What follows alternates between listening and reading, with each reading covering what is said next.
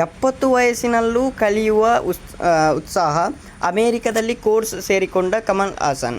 ಎಲ್ಲರಿಗೂ ಟೊಪ್ಪಿ Kannada TV YouTube ಚಾನಲ್ಗೆ ಸುಸ್ವಾಗತ ಅಂತ ಹೇಳ್ತೀವಿ. ಶುರು ಮಾಡೋದಕ್ಕಿಂತ ಮತ್ತು ಯಾರೆಲ್ಲ ನನ್ನ ಯೂಟ್ಯೂಬ್ ಚಾನಲ್ ಮೊದಲು ನೋಡ್ತಿದ್ರಿ ಅವರೆಲ್ಲರೂ ಸಬ್ಸ್ಕ್ರೈಬ್ ಮಾಡ್ಕೊಳ್ಳಿ ಮತ್ತು ಅಲ್ಲೇ ಪಕ್ಕದಲ್ಲಿರೋ ಬೆಲ್ಲಕ್ಕನ್ನು ಪ್ರೆಸ್ ಮಾಡಿ. ಬೇಗ ಸಬ್ಸ್ಕ್ರೈಬ್ ಮಾಡಿಕೊಳ್ಳಿ. ಎಷ್ಟೋ ಮಂದಿ ಕಾಲೇಜಿಗೆಂದು ಹೇಳಿ ಮನೆಯಿಂದ ಹೊರಟವರು ಕಾಲೇಜು ಮೆಟ್ಟಿಲನ್ನು ಹತ್ತದೆ ಊರೆಲ್ಲ ಸುತ್ತಾಡಿ ಮನೆ ಸೇರಿಕೊಳ್ಳುತ್ತಾರೆ.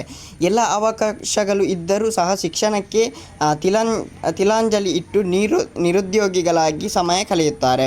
ಆದರೆ ಹಿರಿಯ ನಟ ನಿರ್ದೇಶಕ ಕಮಲ್ ಹಾಸನ್ ಅವರು ವ್ಯಕ್ತಿತ್ವವೇ ಭಿನ್ನ. ಸದಾ ಹೊಸತನಕ್ಕೆ ತುಡಿಯುವ ವ್ಯಕ್ತಿ ಅವರು. ಹೊಸದನ್ನು ಕಲಿಯುವ, ಹೊಸ ವಿಷಯಗಳನ್ನು ತಿಳಿದುಕೊಳ್ಳುವ ಅಪಾರ ಆಸಕ್ತಿ ಹೊಂದಿದ್ದಾರೆ. ಇದೀಗ ಹೊಸ ತಂತ್ರಜ್ಞಾನವನ್ನು ಕಲಿಯಲು ಕಮಲ್ ಹಾಸನ್ ಅಮೆರಿಕಕ್ಕೆ ತೆರಳಿದ್ದಾರೆ. ಆರ್ಟಿಫಿಷಿಯಲ್ ಇಂಟೆಲಿಜೆನ್ಸ್, ಕೃತಕ ಬುದ್ಧಿವಂತೆ ಅಂತ ಹೇಳಿದರೆ ಈಗ ಇಡೀ ವಿಶ್ವದಲ್ಲಿಯೇ ಅತಿ ದೊಡ್ಡ ಚರ್ಚೆಯಲ್ಲಿರುವ ವಿಷಯ. ಕೃತಕ ಬುದ್ಧಿಮತ್ತೆ ಮುಂದಿನ ವರ್ಷಗಳಲ್ಲಿ ಇಡೀ ವಿಶ್ವದ ದೊಡ್ಡ ಬದಲಾವಣೆಗಳನ್ನು ಮಾಡಲಿದೆ ಎಂದು ಹೇಳಲಾಗುತ್ತಿದೆ. ಯಾವುದನ್ನು ಕಲಿಯದಿದ್ದರೂ ಸಹ ಕೃತಕ ಬುದ್ಧಿಮತ್ತೆ ಅಥವಾ AI ಲ್ಯಾಂಗ್ವೇಜನ್ನು ಕಲಿಯಲೇಬೇಕು ಎನ್ನುತ್ತಿದ್ದಾರೆ.